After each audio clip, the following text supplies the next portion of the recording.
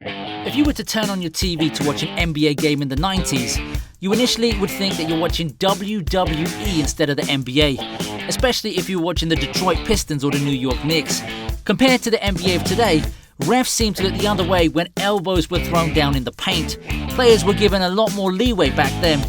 As a result, things got chippy pretty quickly, as few heated exchanges turned to trash talking, which then turned into shoving. And before you even know it, you got yourself a fully blown slugfest within seconds. Want to see some examples? Check the MJ documentary.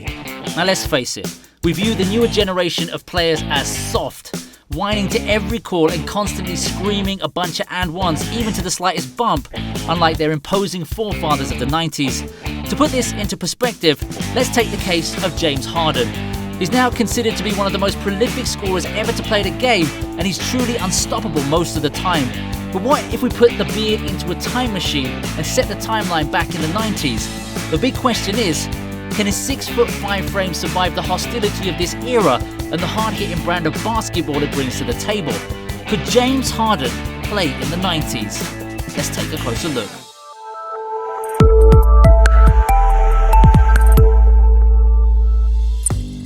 Scoring machine, walking bucket getter. There's already a ton of nicknames for one of the most lethal offensive players on the planet.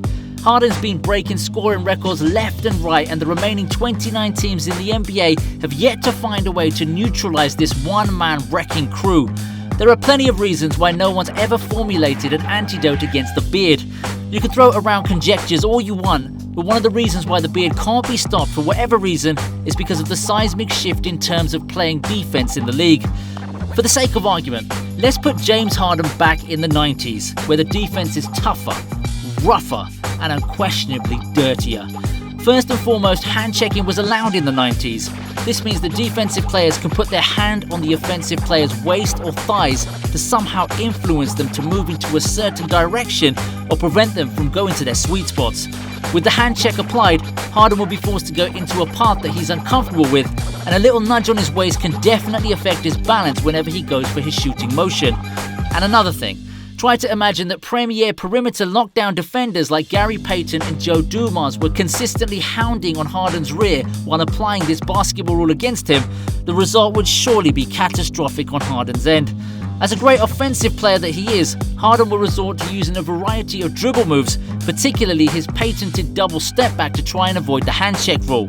But once again, I think Harden will have a hard time pulling off some of his signature moves with all the hand checking and unnecessary contact that the defensive players can do against him. And plus, I also believe that he'll generate more turnovers in the 90s because the refs were stricter in blowing their whistles, most especially in calling traveling violations. On a bigger scale, a lot of basketball analysts credited the hand check rule on why the scoring output was way lower and fewer compared to today's NBA. Just before the start of the 2004-2005 season, the NBA completely abolished the hand check rule to promote more offensive freedom and less movement restriction. You can definitely argue that the change of rule has completely turned the NBA upside down from a defensive standpoint. After getting rid of the hand check rule, the league's seen an offensive revolution like no other as teams unleashed a torrential downpour of buckets ever since then. To state a concrete example of the revolution that I'm talking about, do you remember how the Phoenix Suns rose out of nowhere to become the best record in the West during the 7 seconds or less era under D'Antoni? Yep, it all happened when the change was implemented right before the 04-05 season. Guards mostly benefited from the rule change. Without the hand check, the superstar caliber backcourt players around this time like Chris Paul, Deron Williams, Kobe, T-Mac benefited from the rule change as it allowed them to abuse the opposing defense using their individual skills and roam freely to create scoring opportunity for themselves and their teammates. Do you think Steve Nash winning the MVP award back-to-back was a mere coincidence? I don't think so. After taking out Harden's outside capabilities, his second go-to move is his inside attacks. He's known as the master of the Eurostep, a deceptive basketball move that leaves defenders not knowing what hit them. But in the 90s, Harden would have to second guess whether driving in the lane is the right thing to do. As we all know, the flagrant fouls of today could be sometimes considered as a normal foul back then. Despite Harden's annoying habit of drawing fouls to get some easy points from the stripe, it would be a different scenario if he decided to do that in the 90s, where inside incursions can be equated to a death sentence.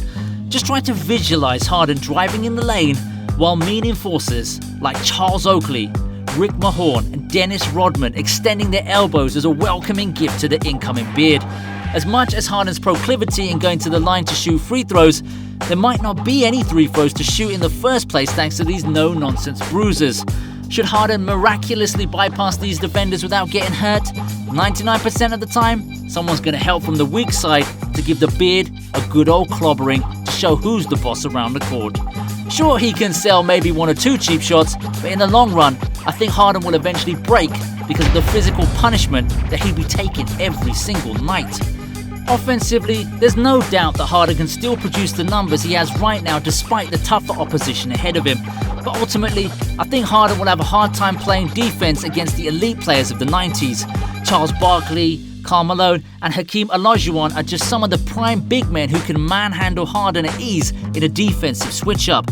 Harden only stands at 6'5" at best, and when the defensive coverage gets mixed up, there's no way that Harden can stop these towering behemoths on the block. Aside from them, there are a lot of other elite wing players and versatile guards in the 90s like Scottie Pippen, Anthony Hardaway, Grant Hill, John Stockton, Gary Payton and of course Michael Jordan that will surely get Harden's hands full on both ends of the court at all times. Overall, the 90s have a ton of Hall of Famers that you can match up with the beard, and I don't see his stay in a more unforgiving era getting any easier at this point. But looking through a different lens, Harden's a once-in-a-generation talent that can be unstoppable in a basketball period that is yet to fully develop, just like in the 90s. Teams back then were focused on getting points closer to the basket, and the philosophy of team basketball was heavily emphasized compared to today's outside, ISO-heavy play style. At the end of the day, his advantage would be his innate skill set of beating defenders all by his lonesome. Despite the key points that I laid out previously and how the NBA landscape has dramatically changed throughout the years, I think the beard has all the tools, physically and mentally, to go up against the obstacles in a much tougher era like the 90s. Let me know what's your take on this one. Can James Harden play in a more brutal environment like the 90s, or do you think he wouldn't be able to handle the physicality of this era? I want to hear your answers by dropping your comments down below.